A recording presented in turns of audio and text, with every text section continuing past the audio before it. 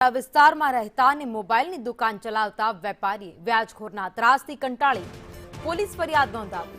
વેપારીએ વ્યાજે લીધેલી રકમ સામે લાખો રૂપિયાની ચૂકવણી કરી હોવા છતાં આરોપીઓ વધુ નાણાં માટે સતત માનસિક ત્રાસ આપતા હતા। ફરિયાદ મુજબ વ્યાજખોરોએ કોરા ચેક પડાવી લીધા હતા, ખોટી નોટિસો મોકલી મકાન કબજે કર્યું હતું અને જ્ઞાતિ સૂચક અપમાનિત કરતા હતા, જેના કારણે છેલ્લે કંટાળેલા વેપારીએ પોલીસ ફરિયાદ નોંધાવી છે। तो धीरे मुकेशभाई पासेथी मैं लाख रुपया लीधो तो पछी धीरे मैंने 50 आप्या, पछी लाख रुपया आप्यो, पछी 2 लाख रुपया आप्यो। धीरे धीरे करीने साहेब मैंने व्याजना चक्कर में मैंने फसावता गया।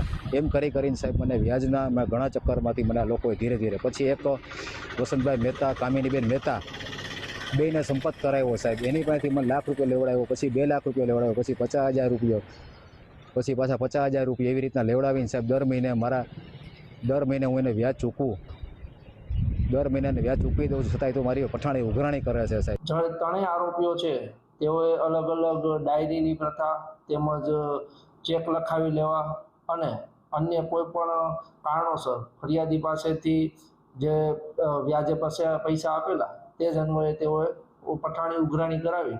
જે ફરિયાદી છે તેઓનું ઘર પણ આવી રીતે કબજે કરી લીધેલું અને જે ફરિયાદીનું ઘર પણ આવી રીતે ખાલી કરાવી દીધેલું। જે ફરિયાદી છે